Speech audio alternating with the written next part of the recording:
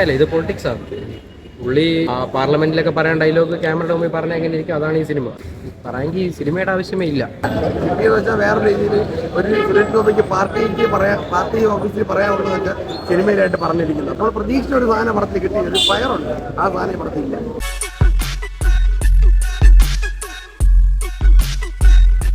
കാരണം നെഗറ്റീവ് പറയാനേ ഉള്ളൂ അതിൽ. ഇത് പൊളിറ്റിക്സ് ആണ്. പുള്ളി ഇന്നലെ ഞാൻ അങ്ങനെ പൊതുവെ പറയുന്നില്ല.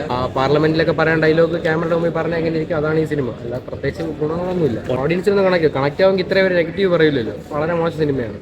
അങ്ങനെയല്ല, ഇതുപോലുള്ള കണ്ടന്റ് ഇപ്പോൾ ഒരുപാട് വന്നിട്ടുണ്ട്. അതുമായിട്ട് വെച്ച് നോക്കുമ്പോൾ ഇതൊരു സിനിമയായിട്ട് കൂട്ടാനില്ല.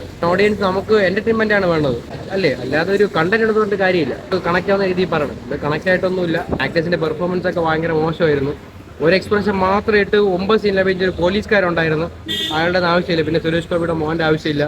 പറയാമെങ്കിൽ സിനിമയുടെ ആവശ്യമേ ഇല്ല. ഒരു ആവറേജ് മൂവിയേ ഉള്ളൂ. പടത്തിൽ ഒരുപാട് മിസ്റ്റേക്കുകളുണ്ട്.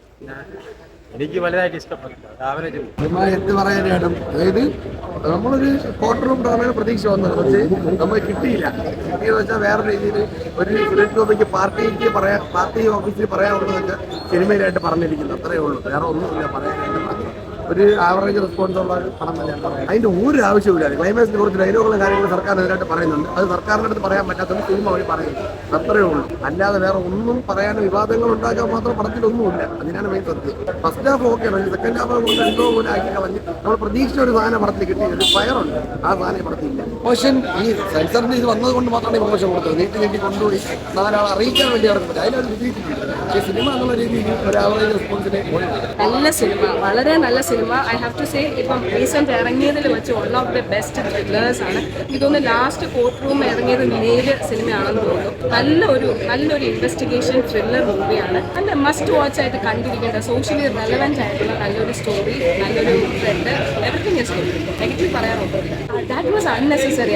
അത് എനിക്ക് തോന്നുന്നു മൂവിക്ക് ഒരു ആഡ് ഓൺ ആയതേ ഉള്ളൂ.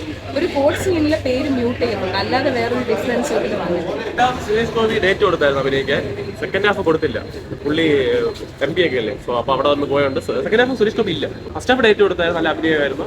ഫസ്റ്റ് ഹാഫ് കിടിലം പടം. സെക്കൻഡ് ഹാഫ് കഥ എവിടെയൊക്കെ പോയി പടം തീർന്നു. ഫസ്റ്റ് ഹാഫ് കാണാൻ വേണ്ടി എല്ലാവരും തിയേറ്ററിൽ വരുക. 150 രൂപ എടുത്ത് ഫസ്റ്റ് ഹാഫ് കണ്ടിട്ട് പോവാം. സെക്കൻഡ് ഹാഫ് നിങ്ങൾ കാണട്ടെ, ഇറങ്ങി പോയിക്കും. അങ്ങനെ പറയാൻ പറ്റും. കാരണം പുള്ളി ഇല്ല. 1, 2 കഥ എവിടെയോ പോയി. ഇത് ഇത്രയും കോൺട്രവേഴ്സിയും ചെയ്യേണ്ട ആവശ്യമില്ലായിരുന്നു. കാരണം പടത്തിന് ഹൈപ്പ് കിട്ടി. അപ്പൊ അത്രേ ഉള്ളൂ. ഇനി വരുന്ന ഡയറക്ടറൊക്കെ ശ്രദ്ധിക്കേണ്ട ഒരു കാര്യം, എന്തെങ്കിലും കോൺട്രവേഴ്സി ഒരു സാധനം എടുക്കുക, ഒരു കോടതിയിൽ ആരെങ്കിലും കൊണ്ട് കേസ് കൊടുക്കുക, സെൻസർ ബോർഡ് ഇഷ്യൂ ആക്കുക, ഹൈപ്പ് കയറ്റുക. ഇതാണ് പുതിയ സ്ട്രാറ്റജി, മാർക്കറ്റിംഗ് സ്ട്രാറ്റജി. അപ്പം എല്ലാവരും തിയേറ്ററിൽ പോയി ഫസ്റ്റ് ഹാഫ് കാണുക. ഫസ്റ്റ് ഹാഫ് കൊള്ളായിരുന്നു. നമ്മളെല്ലാം ആഗ്രഹിച്ച പോലെ സുരേഷ് ഗോപി ചേട്ടന്റെ ഒമ്പൻ തിരിച്ചു വരും. ആ ഒരു എക്സ്പെക്ടേഷനിലൂടെയാണ് സെക്കൻഡ് ഹാഫ് കാണാൻ തുടങ്ങിയത്.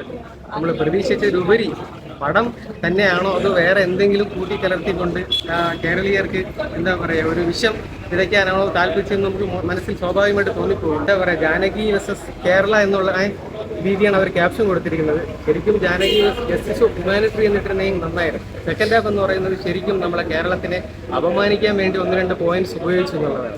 ഒരൊറ്റ ചോദ്യം മാത്രം ബഹുമാനപ്പെട്ട സുരേഷ് ഗോപി ചേട്ടനോട് ചോദിക്കാൻ വേറൊന്നുമല്ല. അദ്ദേഹം തിരഞ്ഞെടുത്ത ആ 2ാമത്തെ പോയിന്റ് ഉണ്ട്. കേരളത്തിൽ ശൗചാലയം വളരെ കുറവാണ്.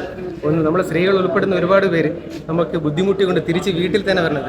ഇത് ചേട്ടാ, എൻ്റെ പൊന്നു ചേട്ടാ, ഇതിൻ്റെ തിരക്കഥാകൃത്തും അണിയറ പ്രവർത്തകരും എല്ലാവരോടും പറയുന്നത് ഇത് കേരളമാണെന്നുള്ള കാര്യം താങ്കൾ മറന്നുപോയി തോന്നുന്നു. കേരളത്തിൽ ഏതെങ്കിലും ഒരു കുടിലിൽ പോലും ശൗചാലയം ഇല്ല എന്നുള്ളത് താങ്കൾ പുനഃപരിശോധിക്കുന്ന മാത്രം ഇത്തരത്തിലുള്ള ആശയം മുന്നോട്ട് വയ്ക്കുക.